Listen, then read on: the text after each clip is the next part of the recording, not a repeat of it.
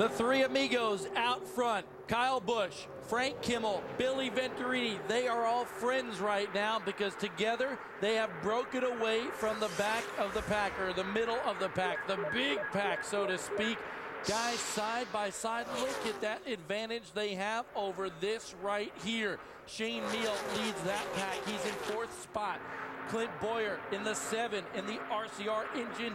Bobby Gerhart car is just behind him. Bobby Gerhart just behind that. And man, that has been some close-quartered racing just there. Schrader, it's been good having you up here, but I think we're going to have to kick you out of the booth because you got to go to a driver's meeting. I got to go to that driver's meeting. Starting 14th in the Bud Shootout. Don't want to start 19th, so we'll just see what happens there. But I tell you what, if I was in one of these cars right now, I think I'd have to go with Kyle Busch. I think he's sitting in the best position right now, but this battle behind those top 3 isn't quite over yet. Well, thanks, Schrader, for being up here today. We'll have you up on the broadcast a bunch this year. Looking forward to working with you more. And you too, Lindsay, what's up? All right, I'm here with Chuck Hires. Chuck, you took a vicious hit into the outside wall. How are you feeling first off? I'm fine. It wasn't that bad. Tell me what you remember. What happened? I see somebody go up into the wall and coming across the field, and I tried to go low and got in the grass, and I was a passenger at that point. All right, thank you. Back to you guys. That was Chuck Hires involved in that big wreck. We still see some side-by-side racing going on. Brent Sherman in the Serta car, that's Chad Blunt. His story has been documented here today. Of course, driving the number 64 as a relief driver, so to speak, putting in a darn good effort right now. Brent Sherman 8th, and Chad Blunt is in the 9th spot.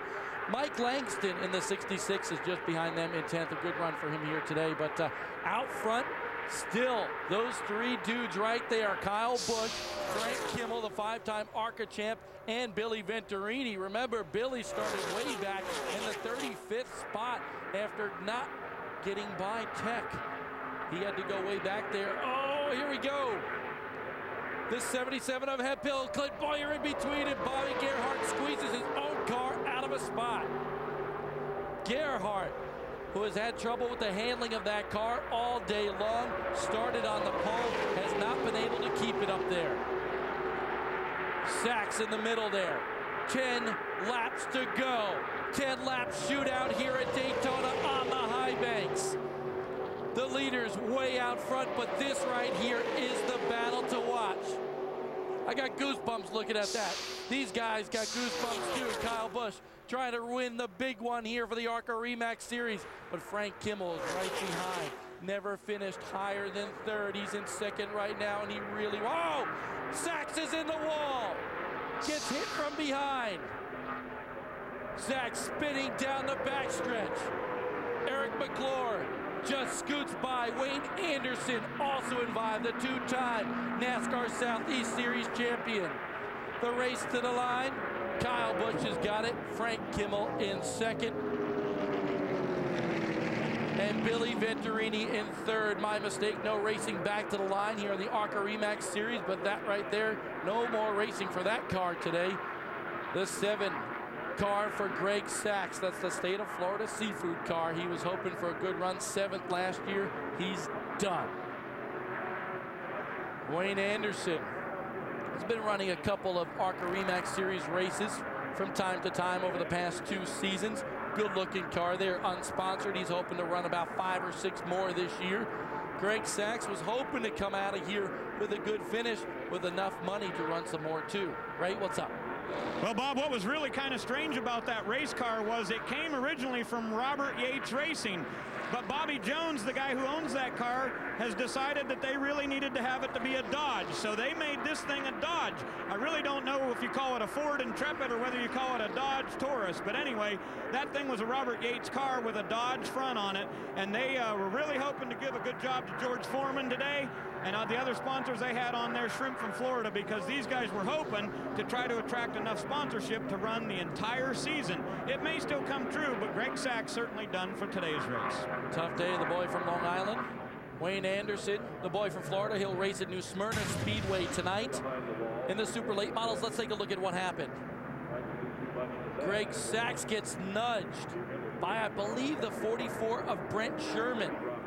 Tough to tell right there, but he definitely did get nudged behind in the draft there, and then Wayne Anderson, an innocent bystander, just gets caught up in it as well and kind of slaps the outside retaining wall. Here, we get a better look at it right here.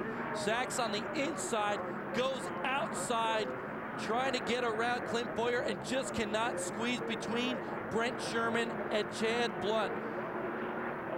Tough deal for both Greg Sachs, Wayne Anderson, and even Brent Sherman. Don't know if he has a little bit of damage to the front end of that car, because he certainly got it to the back of Sachs. One more look. Clint Boyer is the 7 car. There's Mike Langston in the 66, and you see right there, Sachs just trying to slide up. Brent Sherman got into him. Just tough, close quarters racing here in the ARCA RE Series at Daytona. Todd Boucher in the number 21 trying to pick up some spots there as well, right? Well, Bob, the number 59 of Mark Gibson, the Williams Lumber car, is in, and Mark basically said when he went through the backstretch down there, he picked up some debris, and he was afraid that he had a flat right front tire. So they said, come on in. Dennis Poldy, his crew chief, said, we got to change the rights and make sure if there was a flat tire there. If not, we'll do 4. The guys did signal that it was the right front tire, so Gibson will now have fresh right side tires as he rejoins this pack with just a few laps to go. We'll see if that's any kind of advantage for Mark in the number 59. Gibson and the Williams brothers Lumber number 59 here at Daytona. That sponsor comes with him for another year. There's the man who's in second. Frank Kimmel going for the win.